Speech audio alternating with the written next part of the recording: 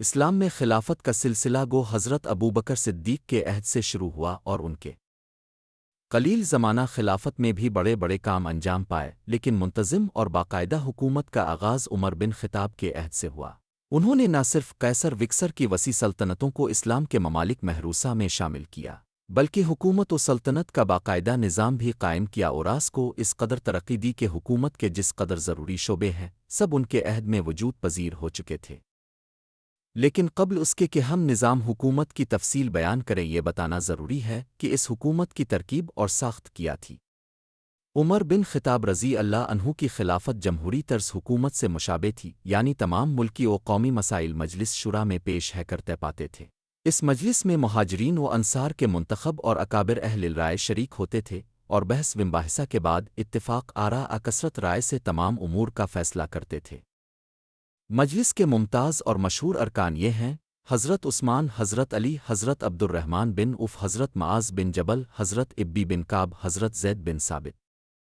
مجلس شورا کے علاوہ ایک مجلس عام بھی تھی جس میں مہاجرین و انصار کے علاوہ تمام سرداران قبائل شریک ہوتے تھے۔ یہ مجلس نہایت اہم امور کے پیش آنے پر طلب کی جاتی تھی، ورنہ روز مرہ کے کاروبار میں مجلس شورا کا فیصلہ کافی ہوتا تھا۔ ان دونوں مجلسوں کے سوا ایک تیسری مجلس بھی تھی جس کو ہم مجلس خاص کہتے ہیں، اس میں صرف مہاجرین صحابہ شریک ہوتے تھے۔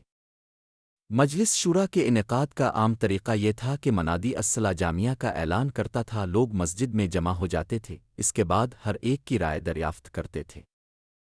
جمہوری حکومت کا مقصد یہ ہوتا ہے کہ ہر شخص کو اپنے حقوق کی حفاظت اور اپنی رائے کے علانیہ اظہار کا موقع دیا جائے، حاکم کے اختیارات محدود ہوں اور اس کے طریق عمل پر ہر شخص کو نکتہ چینی کا حق ہو۔ حضرت عمر بن خطاب رضی اللہ عنہ کی خلافت ان تمام امور کی جامع تھی۔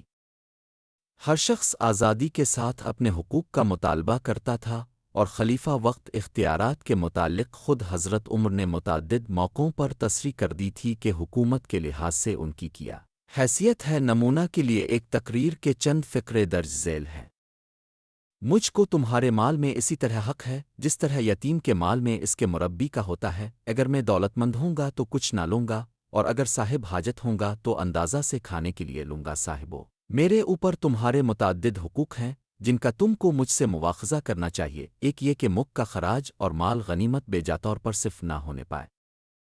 ایک یہ کہ تمہارے روزینے بڑھاؤں اور تمہاری سرحدوں کو محفوظ رکھوں، اور یہ کہ تم کو خطروں میں نہ ڈالوں۔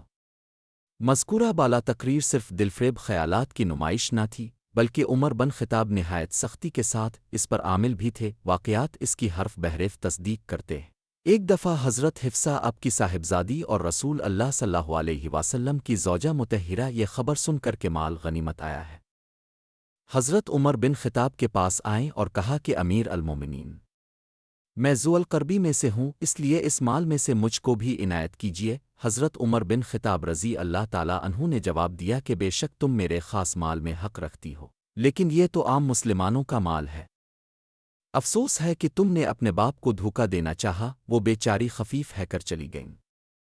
ایک دفعہ خود بیمار پڑے لوگوں نے علاج میں شہد تجویز کیا۔ بیت المال میں شہد موجود تھا لیکن بلا اجازت نہیں لے سکتے تھے۔ مسجد نبوی میں جا کر لوگوں سے کہا کہ اگر آپ اجازت دیں تو تھوڑا سا شہد لے لوں۔